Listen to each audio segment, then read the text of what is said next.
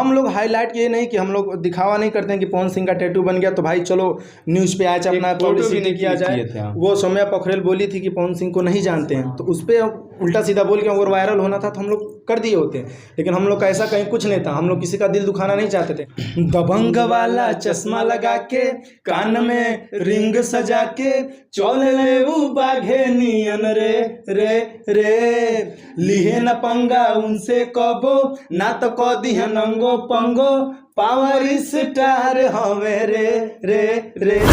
हम हई दीवाना पवन सिंह के, भोजपुरी में रैप विनय किंग के, लंदन में लॉलीपॉप गाना बजेला, इंडिया में हमारा पुदीना चलेला, साड़ी से ताड़ी हिट हो गई, टैटू वाला लड़का सुपर हिट। कहते हैं कि पवन सिंह बहुत घमंडी हैं, बहुत एटीट्यूड वाले हैं, कैसा आप लोगों का एक्सपीरियंस रहा और क्या कुछ कहना चाहिए? बिल्कुल ऐसा नहीं, जो कहते हैं ना, जो कहते हैं वो पहले अपनी बुराई देख ले कि मैं कैसा हूँ, तब दूसरे का बुराई करे। लेकिन रहा सवाल जो लोग कहते हैं कि घमंडी हैं, ऐसा वैसा है, ऐसा कुछ नहीं। क्योंकि हम जब मिले गुरु जी, हमको भी लग रहा था कि यार मिलेंगे कहीं मतलब वो कर देंगे, हाँ भगा देंगे, ये वो थोड़ा नहीं होता है। लेकिन ऐसा कहीं कुछ नहीं, पूरे ऐसे कंधे पे हाथ रख के सराहना किए, रैप सुने, और जब दोबारा हम लोग मिले तो फिर बोले कि बाबू रैप।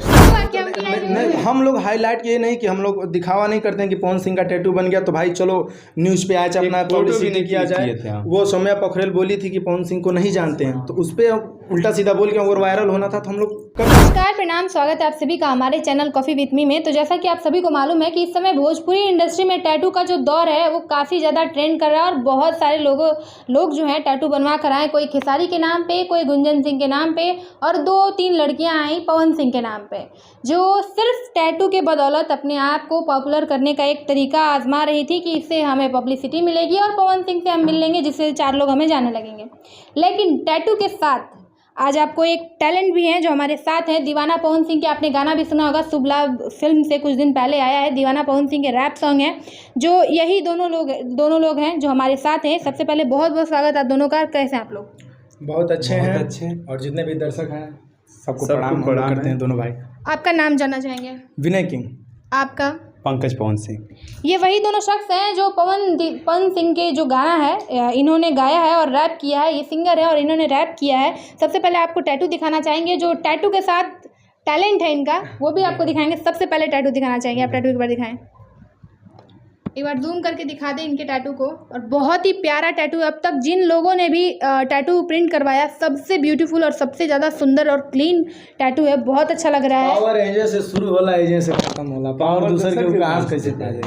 क्या बात है, ये पवन सिंह का डायलॉग है क्या? हम लोग के गाने में है, हम ही लोग के गाने में है पावर एजे। सबसे पहले शुरुआत करेंगे आपका जो रैप है, शुरुआत करिए वहाँ से और दर्शकों को बताइए कि क्या वो आपका गाना था, क्या लाइन थी।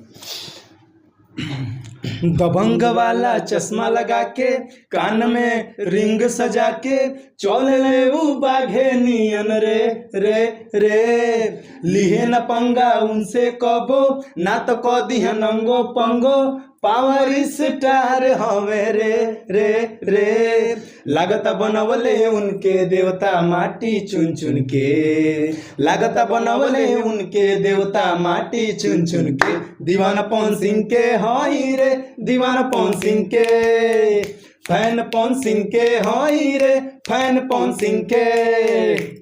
हम हई दीवाना पवन सिंह के, भोजपुरी में रैप विनय किंग के, लंदन में लॉलीपॉप गाना बजेला, इंडिया में हमारा पुदीना चलेला, साड़ी से ताड़ी हिट हो गई, टैटू वाला लड़का सुपर हिट हो गई, 56 के छाती बाटे मोछिया पे ताव हो, गंगा के किनारे हमरे भैया जी के गांव हो, गौर से आके देखा पंकज पवन सिंह के छतिया पे छपल बा भैया जी के नाम हो। क्या बात है, बहुत ही खूबसूरत लाइन और खूबसूरत गाना है। आइए बताइए, गाने को लिखा आप ही लोग ने था? हमें लिखे थे इस गाने को, और जो सेकंड रैप था वो धीरज भगवान भाई लिखे थे। ये गाने की तैयारी कब से चल रही थी? क्या अच्छा, सबसे पहले पूछना चाहेंगे टैटू आपने कब बनवाया था? टैटू हो गया होगा हमको 4 या 5 महीने। बट अभी हाईलाइट में आए आप, इससे पहले आपको नहीं हुआ क्या? नहीं, हम लोग हाईलाइट ये नहीं कि हम लोग दिखावा नहीं करते हैं कि पवन सिंह का टैटू बन गया तो भाई चलो न्यूज़ पे आज अपना पब्लिसिटी किया जाए। वो सौम्या पोखरेल बोली थी कि पवन सिंह को नहीं जानते हैं, तो उस पर उल्टा सीधा बोल के अगर वायरल होना था तो हम लोग कर दिए होते हैं, लेकिन हम लोग का ऐसा कहीं कुछ नहीं था। हम लोग किसी का दिल दुखाना नहीं चाहते थे, अभी बस भैया के लिए। अभी लाइव आकर हम भी बोल रहे हैं हम एक ना जानते हो, इससे क्या फायदा है भाई? हम लोग सभी को जानते हैं। इसको कहते हैं सच्चा फैन, क्योंकि इन्होंने टैटू बनवाया 4-5 महीने पहले, मगर अभी तक ये लाइमलाइट में नहीं है, बट अपने गाने के साथ अपने आप को प्रेजेंट किया कि हमारे पास टैटू के साथ साथ टैलेंट भी है, और टैलेंट के साथ ये लोग सामने आए। दीवाना पवन सिंह के गाना बहुत अच्छा चल रहा है। और ये गाने की तैयारी कब से चल रही थी, टैटू से पहले या टैटू के बाद, और कैसे आप लोग पवन सिंह तक पहुँचे, कुछ स्टोरी बताएं इसका। तो भाई बताता हूँ। भाई देखिए क्या हुआ, सबसे पहले तो हम लोग बहुत परेशान थे टैटू पर। हमको बस एक ही मकसद था कि हमको गुरुजी से मिलना है, बस गुरुजी से मिलना, वही एक दिमाग में एकदम चल रहा था। तो हम लोग नेपाल में भी गए, उधर गुरुजी का सिंह इज फायर का शूट चल रहा था नेपाल में, काठमांडू में। तो हम लोग गए उधर स्टेशन पर हम लोग का बैग चोरी हो गया। तो फिर उधर जैसे नेपाल में सिम बंद हो जाता है, मोबाइल डब्बा हो जाता है, तो उधर से हम लोग चले आए घर। फिर उसके बाद 2 या 3 दिन के बाद ऋतिक भैया हैं, उनके छोटे भाई, तो स्टोरी लगाए थे इंस्टाग्राम पर। तो हम तो देखे गोरखपुर में स्टोरी लगाए थे रेडिसन ब्लू का। तो हम बोले भाई ये तो हमारे मतलब गोरखपुर में है। तो हम तुरंत भाई के पास कॉल किया, भाई ये तो देखो मतलब भैया जी यहाँ हैं। तो बोला भाई जल्दी आओ। तो हम गए भाई के पास, फिर हम गए होटल पर। अब इतना आसान तो है नहीं मिलना। अब उधर हम लोग को जाते गुरुजी निकल गए, वो बोलबम का शूट था उधर। तो फिर ऋतिक भैया से हम लोग बोले कि कब तक आएंगे, तो बोले वो 6 या 7 बजे आ जाएंगे। हम बोले ठीक है। तो हम लोग उधर मतलब एक पार्क है, उधर हम लोग टहलने चले गए। हम बोले जब तक गुरुजी आएंगे तब तक हम लोग चले जाएगा। तो फिर उसके बाद गुरुजी 9 बजे आए, तो हम लोग उधर गए। तो फिर विजय चौहान सर जी आए, तो बोले कि ठीक है बाबू, मतलब टैटू देखे, बोले बाबू अभी हम बुला रहे हैं। हम बोले ठीक है गुरुजी। तो उसके बाद वो गए, काम का प्रेशर सब रहता तो नहीं मतलब याद नहीं गया उनको। तो फिर उसके बाद बोले ऋतिक भैया 12 बजे मैसेज किए कि बाबू कल आओ। तो हम बोले ठीक है। तो हम लोग कल आए, कल 6 बजे उधर आ गए। तो उधर आए तो फिर उसके बाद पवन भैया आए, और उसके बाद जब आए तो एंट्री उनका जानती हैं, वही मुलाकात हुआ। मिले और पवन सिंह से क्या बोले और क्या बातचीत हुई, कैसे आपका गाना शुभला फिल्म से आया, रिलीज़ किया गया, कुछ बताएं इसके बारे में। हम लोग ऑडियो वीडियो पहले रिकॉर्डिंग शूट हो गया था, पहले रिकॉर्डिंग करवा लिए थे। तो वो उतना मतलब अच्छा नहीं गुरुजी को। हम लोग का बस एक ही ड्रीम था कि भैया के लिए कुछ अच्छा किया जाए।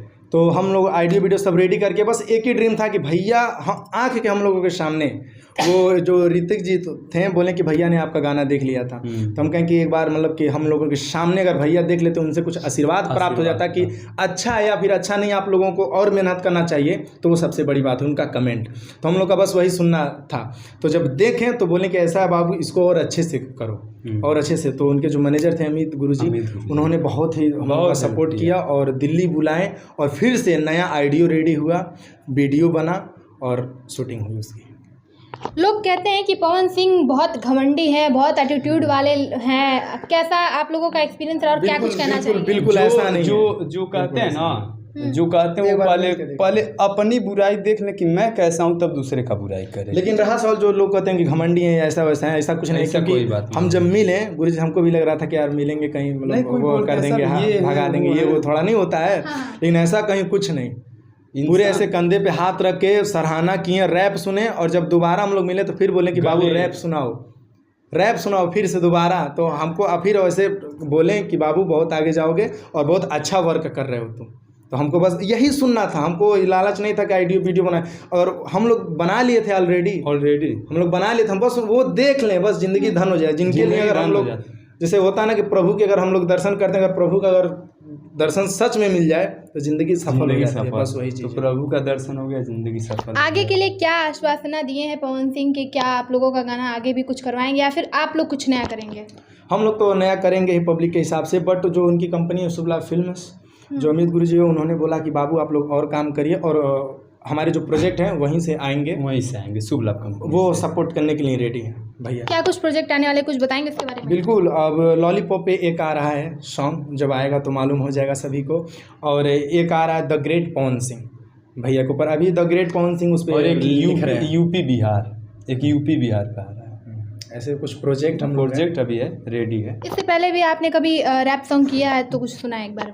बिल्कुल, अभी एक मेरा किए थे, थोड़ा अपने स्ट्रगल लाइन पे लिखे थे थोड़ा, कि चचा विधायक न पापा खलनायक, अपने ही दम पे बेटा बानी हम नायक, सब केहू करे कॉपी कर ना ही पाई, बेटा सोचे ला जल्दी से बाप बन जाई।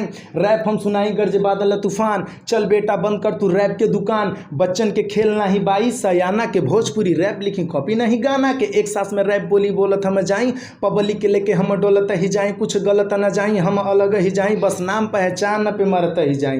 भोजपुरी रैप में पंगा न लिहे बेटा, भर दे पाप जाके गंगा में दिहे बेटा, बोरिया बिस्तर उठा ले बैग, भोजपुरी रैप करी भोजपुरी रैप। और 2 लाइन उसमें था कि अरे शूटिंग में करे जाई हेल्पर के काम, लोग इज्जत ना देवे लोग करे बदनाम, गौवा मोहल्ला में हल्ला हो गईल, बाबूजी के लइका नचनिया निठल्ला हो गईल, भोजपुरी रैप करी भोजपुरी रैप।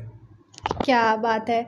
ये बताइए अभी आप लोगों को घर परिवार से अगर अगल बगल से क्या कुछ रिस्पांस मिल रहा है इस चीज़ के? अब अच्छा मिल रहा है कि बाबू आप मेहनत करो आगे जाओगे, जैसे लोगों को जब तक दिखता नहीं है तब तो लोग वो नहीं करते हैं ना, बाकी तो वैसे तो अब हर गांव की कहानी है कि जब कोई आगे बढ़ता है तो पक्का टैटू के बाद तो पागल ही बोले होंगे लोग, पगला गया है। एक था, मैं नाम नहीं लेना चाहूँगा, वो बहुत कुछ उल्टा सीधा मुझे बोला था भाई को लेके कि केहू टैटू बनवले से हिट ना हो जाइए, वो बहुत सारे ऐसे थे, लेकिन मैंने उनको कभी वो गलत तरीके से नहीं देखा। आप गलत बोल रहे तो वो आपका नज़रिया है, मेरा नज़रिया, मेरा जो कर्म है मैं वो करूँगा, बस यही चीज़ था।